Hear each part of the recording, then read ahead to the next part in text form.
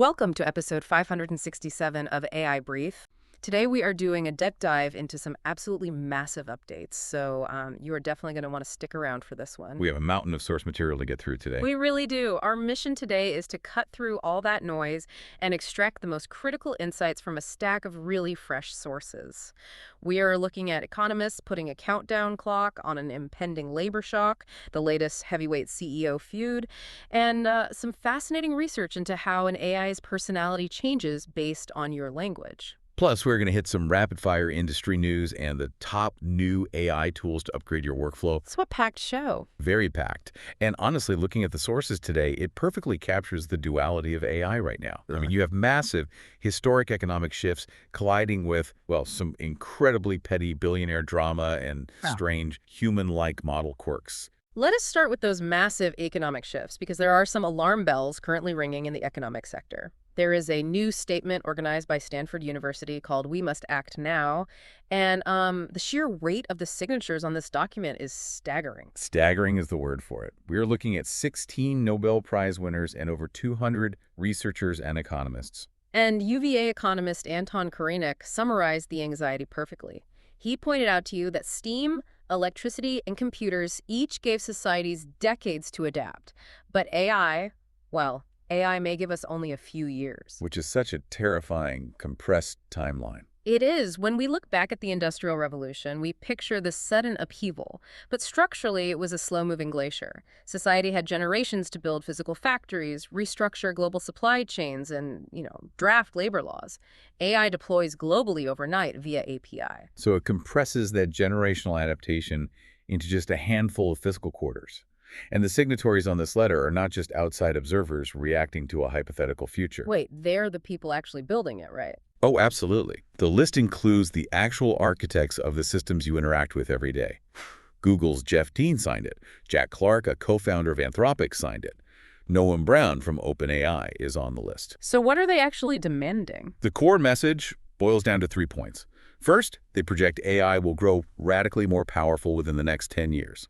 Second, they believe this represents the fastest economic shift in human history. Which has the potential to either displace jobs at an unprecedented scale or dramatically lift global living standards. Precisely. And third, they argue that the structural preparation for this shift must begin immediately. Because the fundamental reality everyone agrees on is that current government institutions move in years and decades, while AI capability moves in weeks and months. So getting 16 Nobel laureates to agree on a warning statement is simply the first step. Building the necessary safety nets before the technology fundamentally alters the labor market is the actual challenge. It is a massive structural mismatch. It really is. You have Nobel laureates gravely warning governments about global economic stability. Meanwhile, the actual leaders of the top AI labs, the architects of this transition, they are handling the pressure by bickering on social media. I mean, you really cannot make this You up. cannot. So Apple recently filed a lawsuit against OpenAI, and that legal action was the spark needed to reignite a massive keyboard battle between Elon Musk and Sam Altman. Musk took to X to claim Altman stole all of Apple's phone technology. Oh, and he called Altman the ultimate scammer. He stated he takes scamming to a whole new level and might literally love scamming more than any human alive. And this hyperbole remains entirely untouched by the legal system. Keep in mind, a judge in their blockbuster trial back in May explicitly ordered both sides to cease posting about each other. It highlights a profound absurdity. You have the architects of a potentially world-altering future operating with intensely human egos. So Altman's response leaned heavily into sarcasm. He mocked Musk's recent pitch to public market investors about building short-term space data centers, and he addressed Musk directly as homeboy. Calling him homeboy in a public forum is so petty. It is wild. And he pointed out the irony of Musk accusing others of scamming while pitching orbital server farms. Which, by the way, the mechanics of putting a data center in space are genuinely fraught with insurmountable latency issues and thermal cooling nightmares in a vacuum. So the pitch was an easy target for Altman. But Musk naturally replied that they start flying those space data centers next year, and he added that Altman is welcome to come see them, provided his parole officer approves. Just playground insults. Altman then pivoted, utilizing the entire feud as a marketing opportunity. He joked that the absolute best proof that OpenAI's new model, GPT 5.6 Sol, is the top model in the world is simply the fact that Musk is obsessed with them again. It is a masterclass in utilizing billionaire drama for product visibility. But watching two of the most powerful people in the technology sector trade insults while commanding systems that keep Nobel laureates awake at night, it is a very jarring dynamic. Underneath the high-minded pursuit of artificial general intelligence, human ego is still steering the ship. But pivoting away from human personality flaws, the models themselves are developing some bizarre quirks. This research was fascinating. Anthropic just published an analysis of how their Claude models are developing distinct temperaments. They analyzed over 300,000 user conversations across 3 different models and 20 different languages. And they measured personalities using 4 specific dials: warmth versus rigor, candor versus execution, depth versus brevity, and deference versus caution. The research shows the models genuinely deviate from one another, like Sonnet 4.6 leans toward being warmer and brief, but Opus 4.6 drops the warmth and gets straight to the point. And that Opus 4.7 is categorized as both candid and cautious. But the research becomes genuinely surprising when you observe what happens upon changing the input language. Because the language you use fundamentally alters the personality of the output. Yes, speaking to Claude in Dutch yields a model far more willing to admit its errors. Speaking in Hindi dials up the warmth. Switching to English alters the behavior again, pressing much deeper into rigor and intricate details. Wait, help me understand the mechanics here. I know large language models are basically prediction engines forecasting the next token. Why would predicting Dutch tokens make a model more willing to apologize than predicting English tokens? It comes down to the cultural baggage baked into the training data. Anthropic suspects this is a result of uneven data scraping. Oh, so when it trains on Dutch text, it is not just learning the vocabulary. Exactly that. It is absorbing the syntactic patterns, the conversational norms, and the cultural directness prevalent on the specific Dutch internet forums and websites it scraped. You are essentially asking the AI to role-play as the average user from that specific data set. That makes so much sense. The mechanism of token prediction cannot separate the language from the cultural temperament embedded within that language's digital footprint. And Anthropic admits they do not fully understand the exact pathways causing this. They do not even know if it is a desired feature or a massive bug. The implication for you listening is massive. If Claude experiences these drastic personality shifts based purely on the language inputted, every other AI model currently on the market likely harbors the exact same blind spots. The tool you are using is quietly shaping your interaction based on the cultural residue accidentally scooped up by its developers. Those model quirks certainly are not slowing down the business side, however. The infrastructure boom is accelerating at a historic pace. Let us look at the rest of today's headlines to see how the physical scale of this technology is expanding. Over to you. So the overarching theme across the hardware and infrastructure sectors today is just insatiable demand. Former Intel CEO Pat Gelsinger described the market appetite for compute power as almost unlimited. And the supply chain is feeling that strain. Heavily. Mark Berdaditsky, the chief revenue officer at the AI infrastructure firm Nebius, reinforced this. He stated they are facing much more demand than they're able to fill. You see this demand translating directly into the financial metrics of the companies fabricating the physical chips. TSMC is having an unbelievable quarter. Unbelievable. TSMC, the world's largest contract chip maker, reported their June revenue increased by 68%, closing their second quarter at $39.6 billion. Wow, almost $40 billion in a quarter. And the critical detail within TSMC's report is their N3 node. The N3 refers to their 3-nanometer fabrication process, which is the foundational architecture required to build this year's most advanced AI GPUs. Because fabricating transistors at a 3-nanometer scale pushes the absolute limits of current physics. It requires extreme ultraviolet lithography machines from ASML, and you cannot simply build these fabrication plants overnight. As a result, the N3 node is the absolute bottleneck for the entire global AI industry, and TSMC is entirely sold out of their inventory. So everyone is just waiting in line. Pretty much. They are actively constructing 2 new plants in southern Taiwan to manage the backlog. Simultaneously, the scale of the data centers housing these chips is expanding exponentially. Meta announced a massive expansion of their Hyperion data center in Louisiana. Doubling their expected investment to $50 billion. Right? Yes. And more importantly, they are scaling the facility's power requirement to 5 gigawatts of compute. To contextualize a 5 gigawatt power draw, you're looking at an energy footprint roughly equivalent to the total power consumed by every major global AI training run conducted last year. now concentrated into a single localized facility. That scale is just hard to comprehend. It really is. And the arms race extends beyond hardware into human capital. Anthropic announced that entrepreneur and Y Combinator partner Tom Blomfield is leaving YC to join their compute team. They are building quite the roster over there. A formidable roster. It already includes Nobel laureate John Jumper, OpenAI co-founder Andres Karpathy, and UC Berkeley professor Jelani Nelson, alongside former Federal Reserve Chairman Ben Bernanke on their independent oversight board. Anthropic is making some serious moves. They also announced they are extending the availability of their Fable 5 model in paid plans through July 19th before transitioning it to a usage credit system. What about the conceptual side of things? Two major developments surfaced today on that front. Microsoft CEO Satya Nadella published an essay introducing the reverse information paradox. He argues that in the current enterprise landscape, companies pay for AI twice. First, in pure financial capital for the compute and API access, and second, in proprietary knowledge. Oh, because when a company fine-tunes a model with their internal data, they risk leaking those secrets. Precisely. The paradox is that by adopting AI for efficiency, a company might inadvertently train the very systems their competitors will use against them. Finally, Turing Award winner Richard Sutton co-founded a new AI lab called Oak Lab.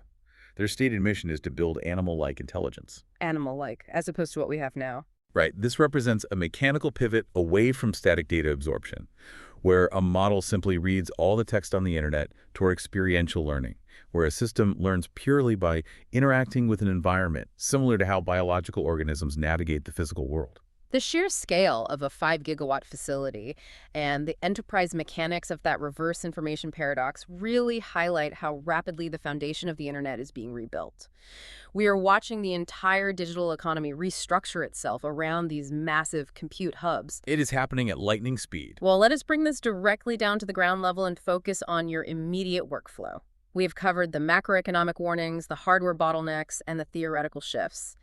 Now, let us dive into today's trending AI tools, because these are the practical applications of all those billions of dollars in infrastructure. The goal here is to understand the specific use case for each tool. Exactly, and how they mechanically eliminate friction in your daily tasks. First on the list is Sicket.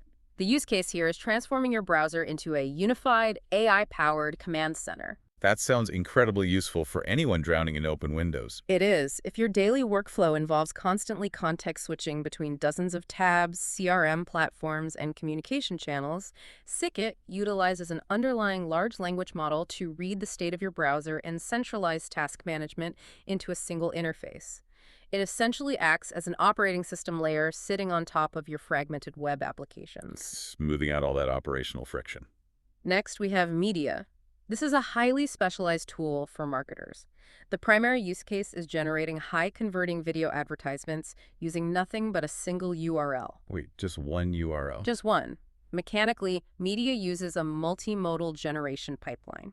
You input a product page URL, the system scrapes the HTML, extracts the product images, analyzes the copywriting for value propositions, and feeds that data into a video generation model to instantly synthesize fully edited marketing collateral. That compresses weeks of storyboarding and video editing into a few minutes of processing time. For sales professionals, the trending tool is Catalyst. This operates as a dedicated Salesforce automation agent. The use case is completely outsourcing pipeline updates and administrative logging. Which is the bane of every sales professional's existence. Oh, absolutely. Instead of spending hours manually clicking through Salesforce menus to log next steps, Catalyst connects directly to the API. You simply dictate the outcome of a client call in natural language, and the agent translates that intent into the necessary database updates. Handling all the administrative heavy lifting automatically. Content creators are utilizing Reclip.io. The use case here is automatic long-form video cutting. If you possess a 2-hour podcast recording, scrubbing through the timeline to find engaging clips for social media is incredibly tedious. So Reclip just does it for you? Yep. It utilizes an AI model trained on audience retention metrics to scan the audio transcript and visual cues. It automatically identifies the highest engagement moments, cuts them, and formats them into vertical highlight clips. That is a massive time saver. On the developer side, we are looking at Parallel Search Turbo. This is a low-latency search API. The primary use case is for developers building ultra-responsive voice or chat agents that require instant data retrieval. Because to maintain the illusion of a natural conversation, an AI agent cannot pause for 3 seconds to query a database. Exactly. Parallel Search Turbo utilizes advanced vector embeddings to retrieve data with near zero lag. For everyday professionals managing complex data, there is ChatGPT work. This is an agent powered by OpenAI's Codex model, but it is explicitly designed for non-programmers. So you do not need to know how to code to use it. Not at all. The use case is automating administrative work like advanced spreadsheet management. You provide a prompt describing how you want your data organized, and the Codex engine writes and executes the Python scripts necessary to manipulate the files in the background. It democratizes the power of coding without requiring you to understand syntax. Designers have a major upgrade today with Rev 2.1. This is a newly released native 4K image model. The distinct use case here is executing precise element-level editing on high-resolution graphics. Which has always been a struggle with earlier image generators. Right. Usually you prompt the system and just hope for the best. Rev 2.1 utilizes a highly refined latent diffusion architecture. This allows a designer to mask a specific pixel-level element in a 4K image and alter it without hallucinating or distorting the surrounding visual context. That level of control is game-changing. Finally, for elite software engineers handling heavy-duty architecture, there is Grok 4.5. This model emerged from a collaboration between SpaceX AI and Cursor. I've heard a lot about this one. The use case is complex coding generation within integrated development environments.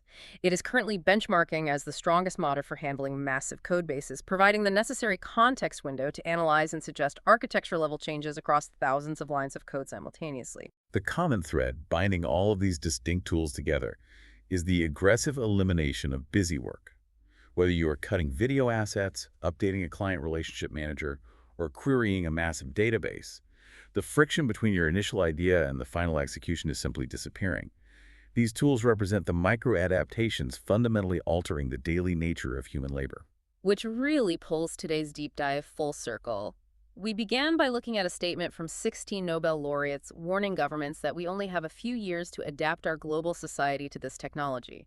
But when you examine the mechanics of tools like Catalyst or ChatGPT work, you realize the adaptation is not merely a macroeconomic event scheduled for 5 years from now. The structural changes to our jobs are happening tab by tab, application by application right now. So here is a final provocative thought for you to consider today. We discussed how Anthropic's Claude completely shifts its personality and temperament based on the cultural baggage embedded in its Dutch or Hindi training data.